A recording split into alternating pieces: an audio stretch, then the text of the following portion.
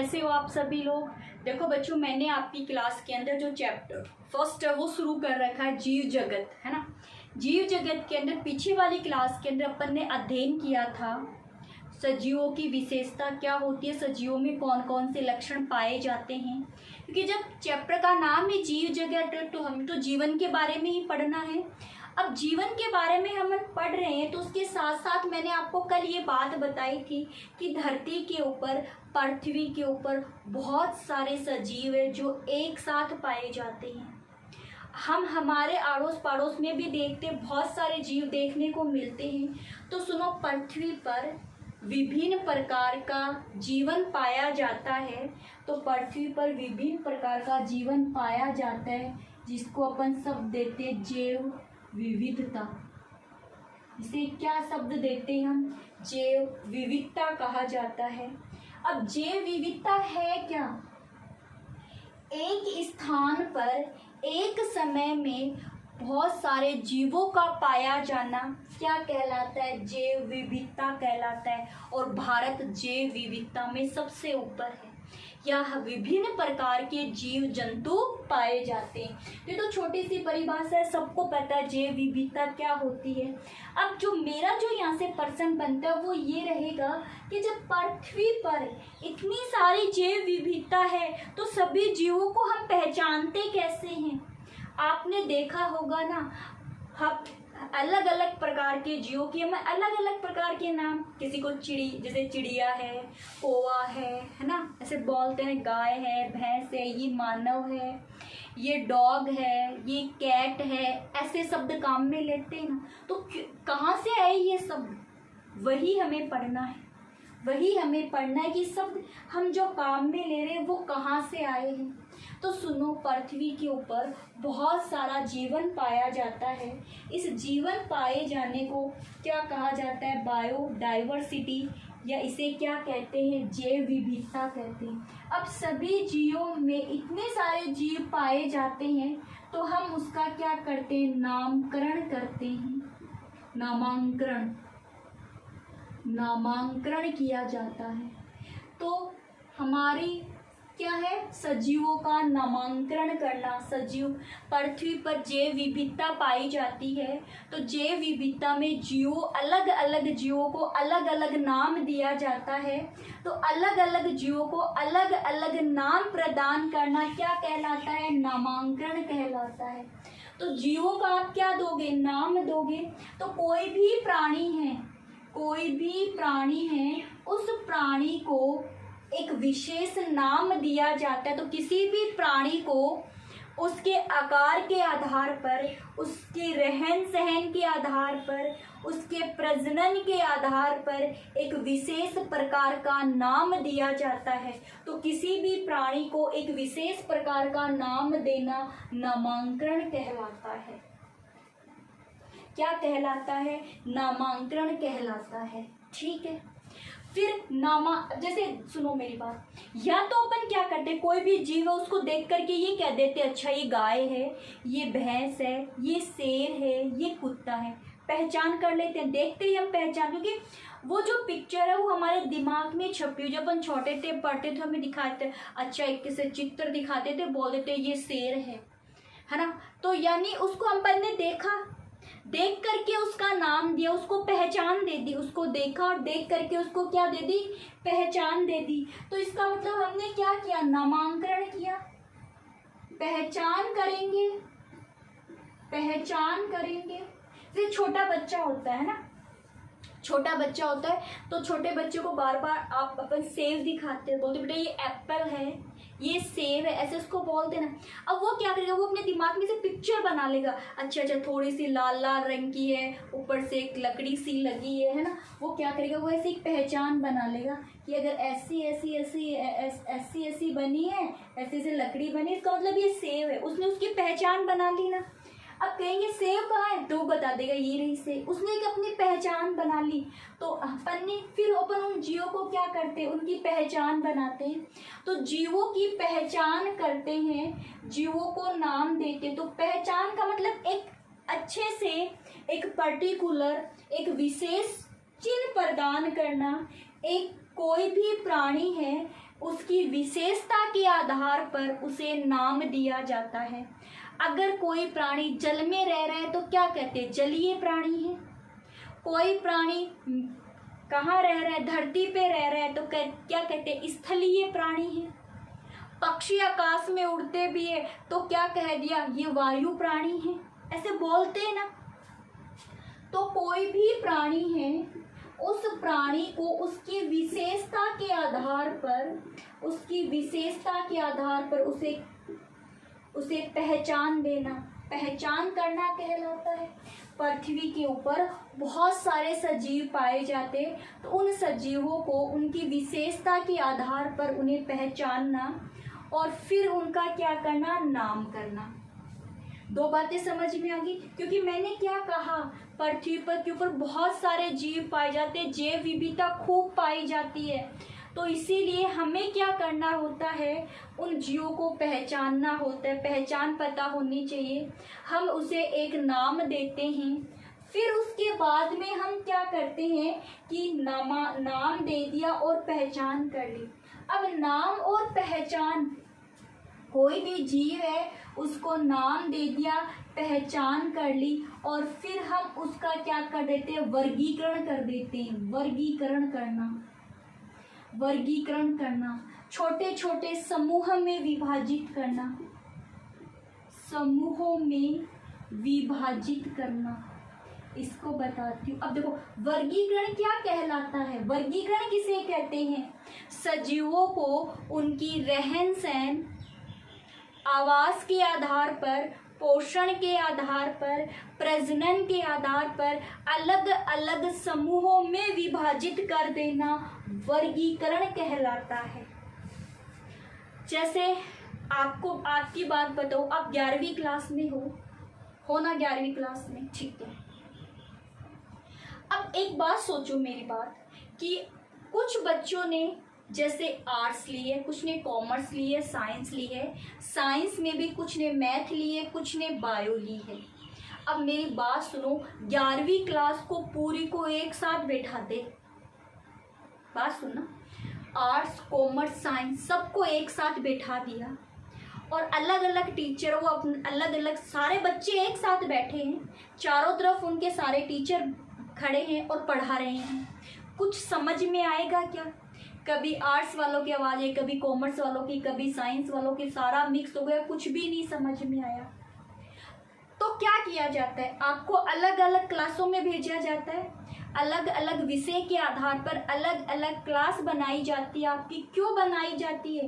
ताकि आपकी अच्छे से पहचान हो सके, आपके नाम याद हो सके, और विशेष रूप से आपको अच्छे से पढ़ाया जा सके, अच्छे से अध्ययन किया जा सके। तो आपको अलग अलग समूह में तो बांटा था अध्ययन करवाने के लिए। तो जब बच्चों को अध्ययन करवाने के अलग अलग समूह में बांटा गया, तो वैसे ही जैव विविधता के कारण धरती पे पाए जाने वाले सभी जीवों का अध्ययन करने के लिए उन्हें अलग अलग समूहों में विभाजित किया गया। तो जीवों को अलग अलग समूह में विभाजित करना ही क्या कहलाता है? वर्गीकरण कहलाता है। क्योंकि सारे जीव एक साथ होते, सबका सेम नाम होता। भाई हमने क्या किया, अलग अलग नाम दिया। हमारे घर में 5 सदस्य हैं और पांचों के सेम नाम है। एक को बुलाओगे पांचों आएंगे, पता ही चला किसको बुलाया है, इसलिए सबको अलग अलग नाम देते हैं ना। तो यहाँ पर भी तो सभी जैव विविधता कर, तो सब जीवों को अलग अलग नाम दिया उनकी विशेषता के आधार पर, है ना। फिर उनकी एक अलग पहचान दी और उसको एक अलग अलग समूह में विभाजित कर दिया। तो इस प्रकार जैव विविधता में किसी को नाम देना, पहचान करना और उसे वर्ग में विभाजित करना टैक्सोनॉमी कहलाता है, वर्गीकरण कहलाता है। उसे क्या कहते हैं? टैक्सोनॉमी कहते हैं। फटाफट ये देख लो, नामकरण, नाम करना, ये सारे सब देख लो फटाफट, फिर आगे बढ़ा जल्दी से करो, फिर नामकरण और पढ़े अपन। टैक्सोनॉमी वर्गीकी कहते हैं, वर्गीकी। टैक्सोनॉमी ध्यान में रखना भाई, वर्गीकी की जगह टैक्सोनोमी। टैक्सोनोमी में पृथ्वी पे पाए जाने वाले सभी जीवों का नाम देना, सभी की एक पहचान देना और छोटे छोटे समूह में विभाजित कर देना क्या कहलाता है? वर्गीकी कहलाता है। इतनी बात समझ में आ गई। अब जीवों को अपन एक नाम देंगे, ठीक है, नामकरण पढ़ते हैं। फिर पहले सबसे पहले कि सभी जीवों को एक विशेष नाम दिया जाता है और उस विशेष नाम से वो जीव पूरे संसार में जाने जाते हैं। नामकरण में क्या करते हैं कि नाम पद्धति लेते हैं। सबसे पहले नाम पद्धति। नाम पद्धति में किसी भी जीव को एक विशेष नाम दिया जाता है और उसी विशेष नाम से उस जीव को पूरे संसार में जाना जाता है। जैसे आपने नाम सुना होगा आम का, मेंजीफेरा इंडिका। आम का वैज्ञानिक नाम क्या होता है? Mangifera indica. अब आप पूरे संसार के किसी भी कॉर्नर में चले जाओ, आम का वैज्ञानिक नाम क्या रहेगा? मेंजीफेरा इंडिका रहेगा। अपन ह्यूमन है, मानव है, तो अपने मानव का वैज्ञानिक नाम क्या है? होमो सैपियंस है। विश्व में कहीं चले जाओ, ह्यूमन का वैज्ञानिक नाम क्या रहेगा? मानव का वैज्ञानिक नाम क्या रहेगा? होमो सैपियंस ही रहेगा। तो इसी प्रकार नाम पद्धति में किसी प्राणी को एक विशेष नाम दिया जाता है, उस पद्धति को क्या कहते हैं? नाम पद्धति कहते हैं। ये जो नाम पद्धति है, इसमें सबसे प्रसिद्ध जो पद्धति है उसका नाम है दिवी नाम पद्धति। दिवी नाम पद्धति, और ये पेपर में पूछा भी जाता है। दिवी नाम पद्धति के अंदर किसी भी प्राणी को विशेष नाम दिया जाता है, उस नाम के आधार पर उसे विश्व में जाना जाता है। दिवी नाम पद्धति में प्राणी को दो नाम दिए जाते हैं।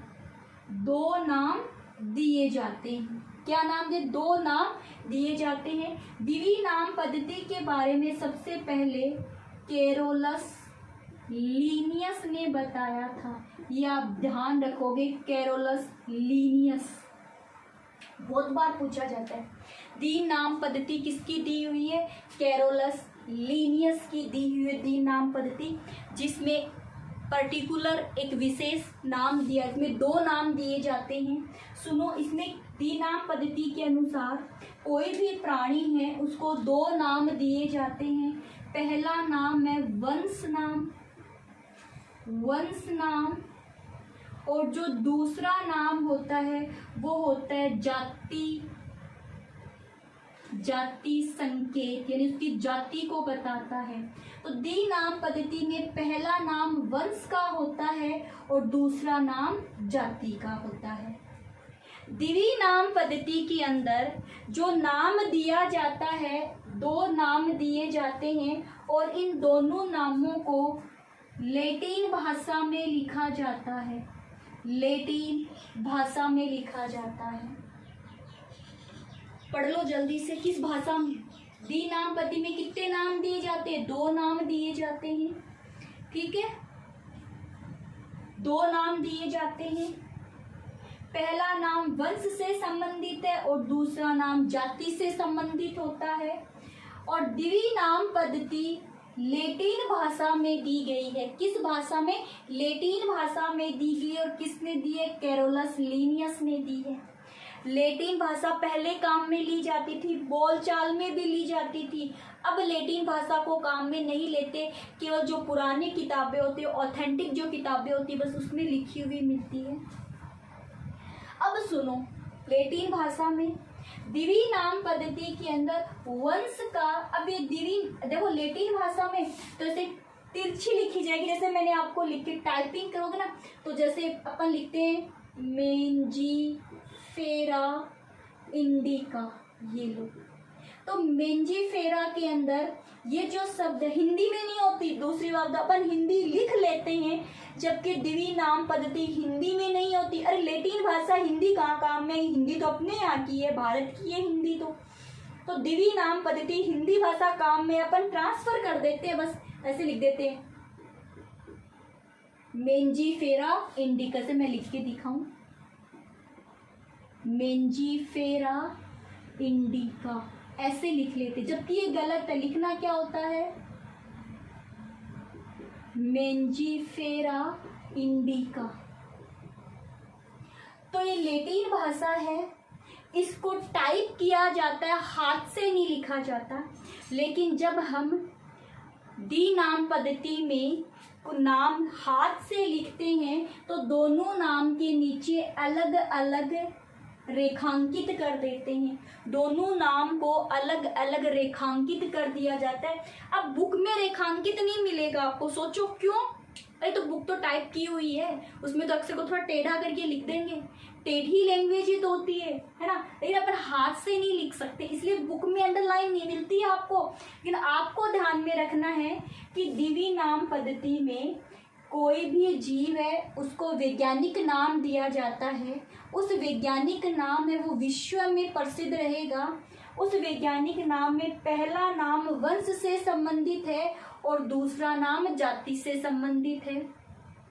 दोनों नाम को अलग अलग रेखांकित किया जाता है। तो कॉपी में जब भी वैज्ञानिक नाम लिखो तो वैज्ञानिक नाम के नीचे आप क्या करोगे? अंडरलाइन करोगे, रेखांकित करोगे। अगर आप रेखांकित नहीं करोगे तो वो वैज्ञानिक नाम नहीं माना जाएगा आपका। फिर उसके बाद में अपन कहेंगे कि वंश का पहला शब्द अंग्रेजी के बड़े अक्षर में लिखते हैं। वंश का पहला शब्द अंग्रेजी के बड़े अक्षर में लिखते हैं। वह जाति का पहला शब्द अंग्रेजी के छोटे अक्षर में लिखते हैं। मतलब समझ में आ गया क्या? वंश का पहला शब्द कैपिटल लेटर में लिखा जाता है ना, बड़ी पहली ABCD में लिखा जाता है। जबकि जाति का जो पहला शब्द है वो स्मॉल लेटर में लिखा जाता है, छोटे। देखो मैंने आई ऐसे नहीं लिखा, ना, मैंने आई कैसे लिखा है? ऐसे लिखा है। तो ये है द्विवी नाम पद्धति। नियम सुनो, पेपर में पूछी जाती है। द्विवी नाम पद्धति में सबसे पहले कैरोलस लिनियस ने दी थी। द्विवी नाम पद्धति में किसी प्राणी को एक विशेष नाम दिया जाता है जिसे उसका वैज्ञानिक नाम कहा जाता है। उसे वैज्ञानिक नाम, साइंटिफिक नेम वैज्ञानिक नाम कहते हैं।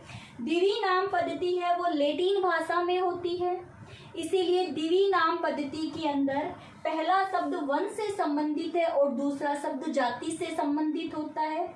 जब वंश व जाति के नाम हम लिखते हैं तो दोनों नाम के नीचे अलग अलग रेखांकित कर दिया जाता है। वंश का पहला शब्द अंग्रेजी के बड़े अक्षर में लिखा जाता है और जाति का पहला शब्द अंग्रेजी के छोटे अक्षर में लिखा जाता है। जैसे और उदाहरण दूं, जैसे लॉइन, शेर का वैज्ञानिक नाम होता है पैंथेरा लियो।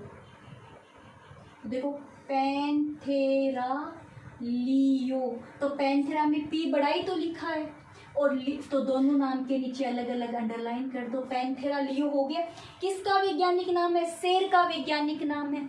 आप चाहो तो देखो, मैंने कह दिया हिंदी नहीं होती है भाई इसकी, हम बना देते, जैसे मैं बना देती हूँ आपको, इसी को हिंदी में लिख देती हूँ, है ना। जैसे शेर, तो शेर का वैज्ञानिक नाम क्या हो जाएगा? Panthera leo.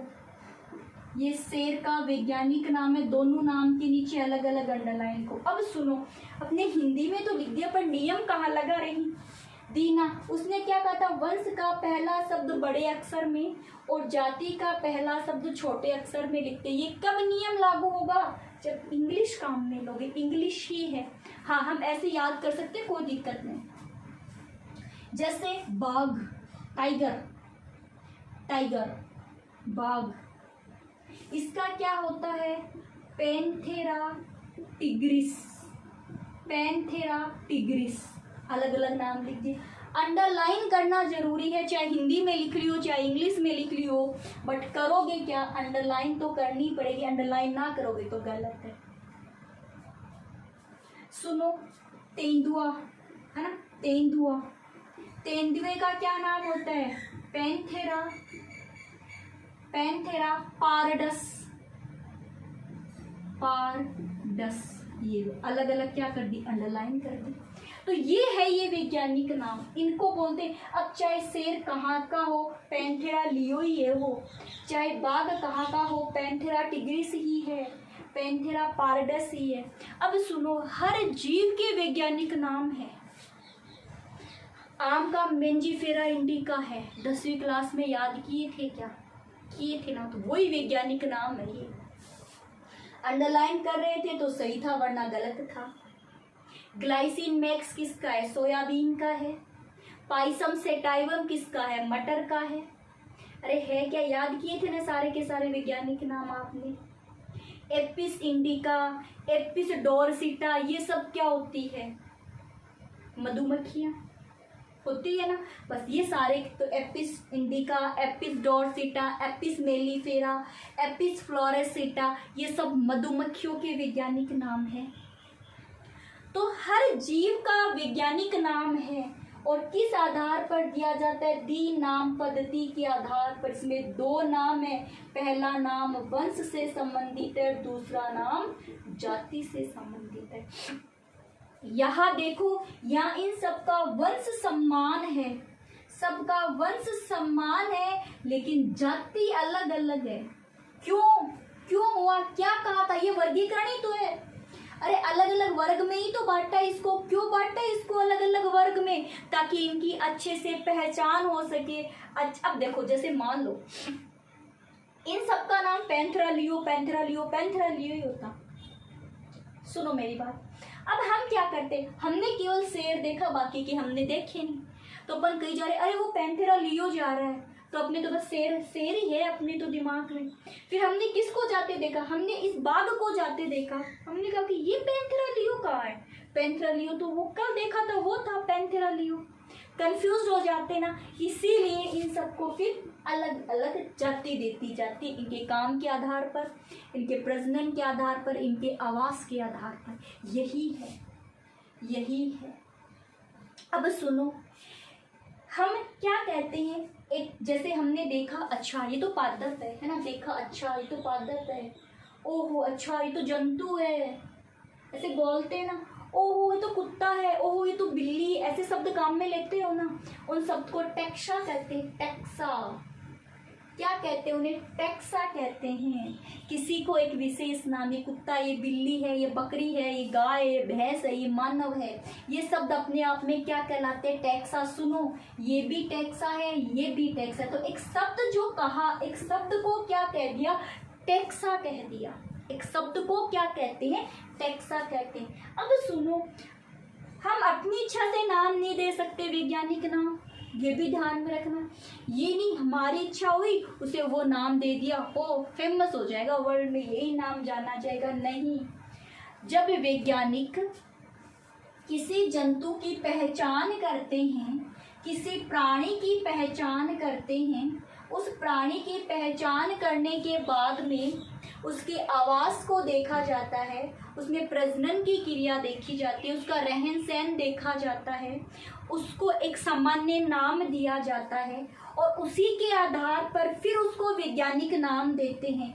और जो वैज्ञानिक होते हैं, जब उसे एक नाम दिया जाता है, उससे पहले इन एजेंसीज के पास उनको जानना होता है, इन कंपनियों के पास उनको जानना होता है, जहाँ पर उनसे भी बड़े बड़े वैज्ञानिक बैठे रहते हैं, हाई कैटेगरी के जो वैज्ञानिक है वो बैठे रहते हैं।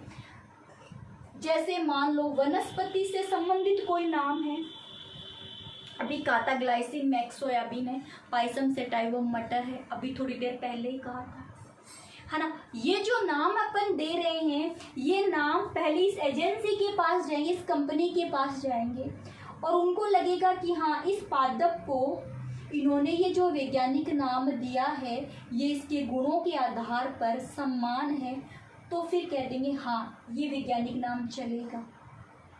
तो इसकी पूरा फुल फॉर्म पूछी जाती है। ICBN की फुल फॉर्म क्या है? तो I का मतलब है इंटरनेशनल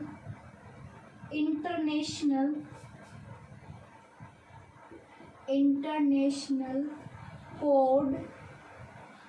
I का मतलब क्या हो गया? इंटरनेशनल। I का मतलब क्या हो गया? इंटरनेशनल हो गया।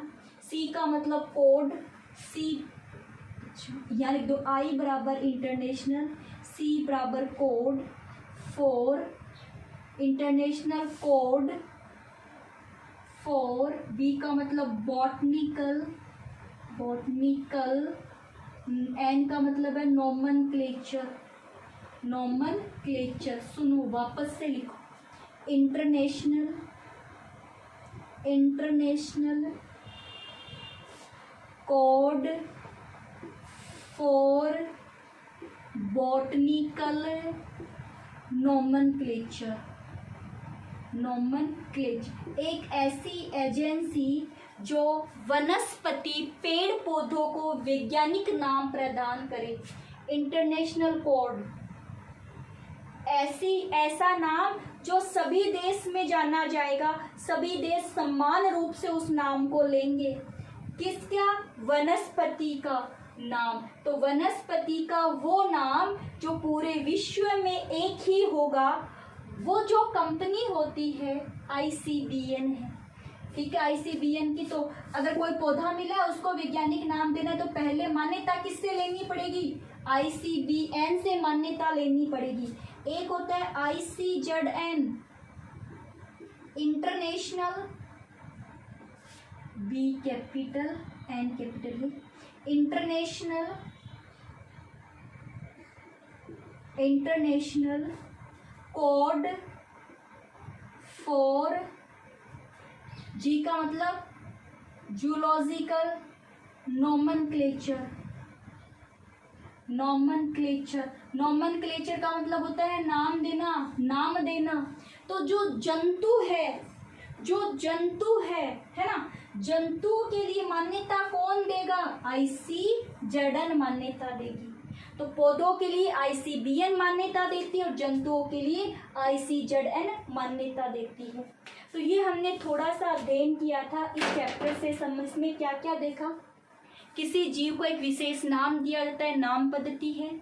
वो जो नाम पद्धति है उसमें सबसे प्रसिद्ध नाम पद्धति कौन सी है? दी नाम पद्धति है। दी नाम पद्धति के बारे में सबसे पहले कैरोलस लिनियस ने बताया था।